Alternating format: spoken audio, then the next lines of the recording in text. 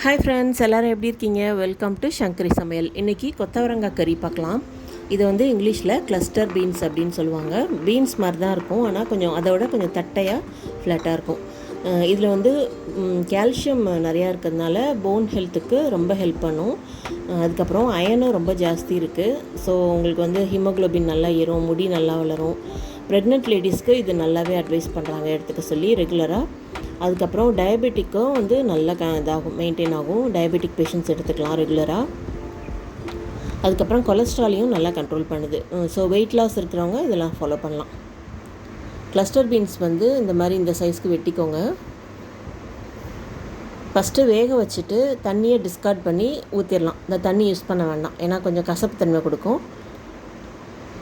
வெட்டிட்டு நீங்கள் வந்து ஒரு 100 கிராம் இந்த பீன்ஸ் எடுத்துகிட்டு 2 கப் தண்ணி விட்டு மூடி வச்சுருங்க. ஒரு 10-15 நிமிஷம் வரைக்கும் நல்லா வேகட்டும், மீடியம் ஃப்ளேம்லேயே வேகட்டும். அதுக்குள்ளே நம்ம வந்து வறுத்து அரைக்கக்கூடிய பொருட்களை நம்ம வந்து வெயிங் பண்ணி எடுத்துக்கலாம். இப்போ வேர்க்கடலை இருக்கு இல்லையா, அது வந்து நான் 25 கிராம் எடுத்திருக்கேன்.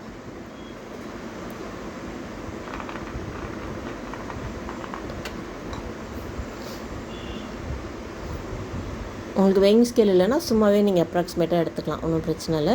இதோட இந்த கூட இருக்கக்கூடிய பொருட்களையும் நம்ம வந்து லேஸாக அப்படியே சார்ட்டிங் பண்ணுறோம். சிம்லேயே வச்சு வறுத்துட்டு கறியிடக்கூடாது, அதனால் சிம்லேயே வச்சு வறுத்துட்டு கோர்ஸாக அரைச்சிக்கிறோம், குறைன்னு அரைச்சிக்கிறோம்.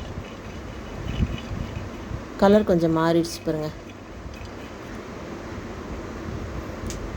அதுக்குள்ளே வெந்துட்டுருக்கு. இது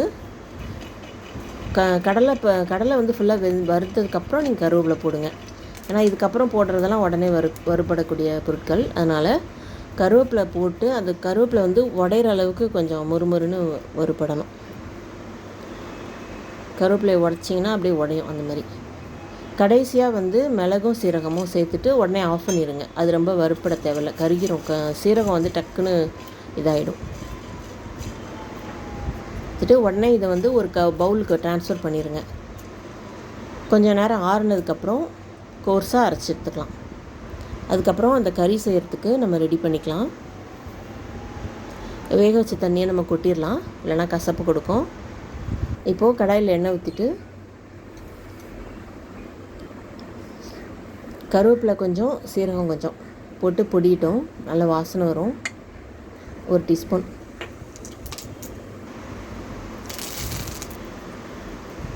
கருவேப்பிலை நீங்கள் நிறைய சேர்த்துக்கோங்க, ஹேருக்கு ரொம்ப நல்லது. வெங்காயம் போட்டதுக்கப்புறம் ஒரு வெங்காயம் சாப் பண்ணி போட்டதுக்கப்புறம் வறுபடட்டும். அதுக்கப்புறம் ஒரு தக்காளி பொடியாக வெட்டி வறுபடட்டும். கல்லுப்பு போடுங்க, நல்லா வதங்கும். மஞ்சத்தூள் இதெல்லாம் சேர்த்து கொஞ்சம் நேரம் ஒரு நிமிஷம் 2 நிமிஷம் வதங்கினதுக்கப்புறம் தண்ணி கொஞ்சம் ஊற்றிக்கோங்க. இப்போது சாம்பார் தூளும் மல்லித்தூளும் ஒரு ஸ்பூன் நல்லா நசுங்கட்டும். தக்காளி நல்லா நசுங்கிருச்சு.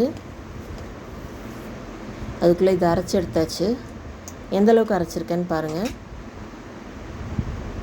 ரொம்ப நைஸாக அரைச்சிடக்கூடாது, வழுவழுன்னு ஆகிடும். இந்த மாதிரி கொஞ்சம் குறைன்னு.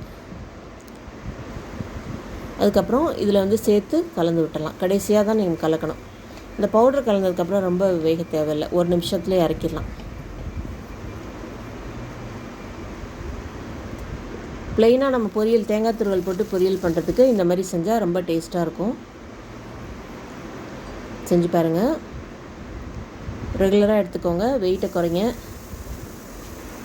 Stay healthy. Bye, take care.